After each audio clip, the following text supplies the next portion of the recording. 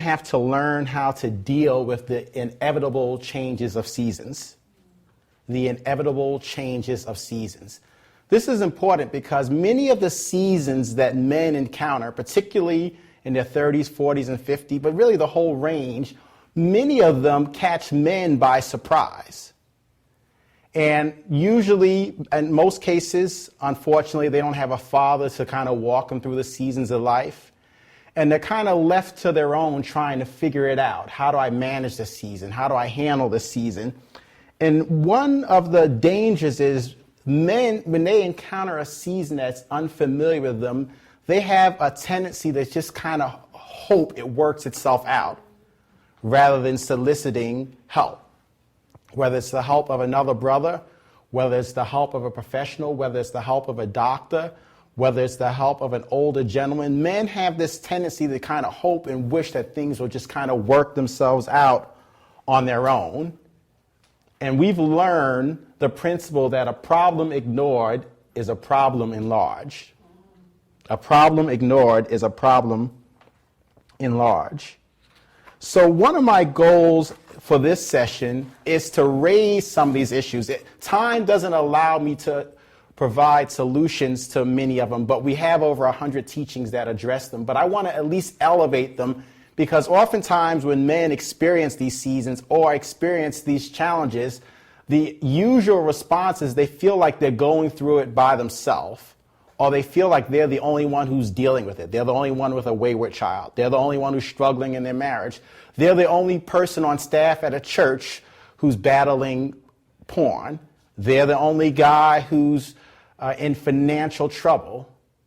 They're the only guy whose child in the church is dealing with substance abuse issues or sexual identity issues. And there's this feeling of aloneness.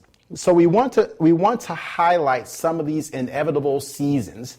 Now, if you turn to Psalm 102, Psalm 102, this is a very interesting psalm that really addresses what I believe is a man who's dealing with anxiety about the issues that he's faced with in midlife. Psalm 102, the inevitable changes of seasons in life. Most men are not forewarned or prepared for some of the challenges that I believe this psalm identifies. So when they encounter them, they're caught off guard. It takes their wheels off. They're not sure how to handle it. They're left to themselves trying to reason and work things out. Psalm 102, Psalm 102. It says, a prayer of the afflicted, when he is overwhelmed and pours out his complaint before the Lord. Hear my prayer, O Lord, and let my cry come to you. Look at verse 2. Do not hide your face from me in the day of trouble. Incline your ear to me in that day, and I will call on you. Incline your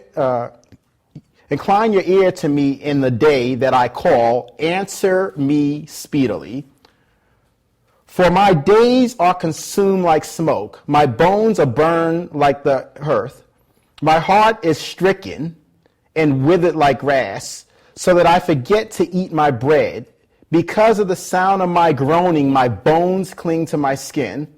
I am like a pelican, or some translations say a vulture in the wilderness. I am like an owl in the desert. I lie awake like a sparrow alone on the housetop. My enemies reproach me all day long. Those who deride me swear an oath against me. For I have eaten ashes like bread and mingled my drink with weeping. Because of your indignation and your wrath, for you have lifted me up and cast me away. Notice how that's not true, but notice how his mind's playing tricks on him when things keep piling up against you. My days are like a shadow that lengthens, and I wither away like grass. Now, listen to this out of the Message. It says, listen to my prayer. Listen to the pain in my cries. Don't turn your back on me just when I need you so desperately. Pay attention. This is a cry for help. Hurry, this can't wait. I am wasting away to nothing. I am burning up with fever. I am a ghost of my former self. half consumed already by terminal illness. My jaws ache from gritting my teeth. I'm nothing but skin and bones. I'm like a buzzard in the desert, a crow perched in rubble. Insomniac, I twitter away, mournful as a sparrow in the gutter. All day long, my enemies taunt me while others just curse. They bring in meals, casseroles of ashes. I draw a drink from a barrel of my tears. And all because of your furious anger, you swept up and threw me out. There's nothing left of me, a withered weed swept clean from the path. Now, let's revisit this back in the New King James translation and look at the seasons that this man is dealing with that he probably wasn't forewarned he would encounter. Number one, none of us really have our arms around this, but it's simply the brevity of life. The brevity of life. Look at what it says in verse 3. It says, for my days are consumed like smoke. You've seen smoke, it just disintegrates. One of the causes of depression or anxiety is realizing at times the brevity of life and that the clock is ticking and that you haven't accomplished all that you set out to do. Look at verse 11. My days are like a shadow that lengthens, and I wither away like grass. Look at verse 23. We didn't read it, but it says, he weakened my strength in the way. He shortened my days. But what's the point? When men encounter the brevity of life, and that they perhaps have wasted too much time, or partied too much, or spent too much money, or were irresponsible with their children too long, or didn't take their marriages seriously enough, or didn't plan for retirement, and now they're in their 60s. Notice the anxiety he feels about the shortness of life. And probably nowhere in his journey did someone really sit him down and tell him at some point you're going to be 50, you're going to be 60, you're going to be retired, you're going to have to provide for your wife and kids. And now he's dealing with it. The second thing or season that he has to deal with is poor health. Now, I believe, and we believe as a ministry in healing, but the Bible talks about health as a lifestyle. And we want to be real careful where we want to use prayer to counteract disobedience or irresponsibility.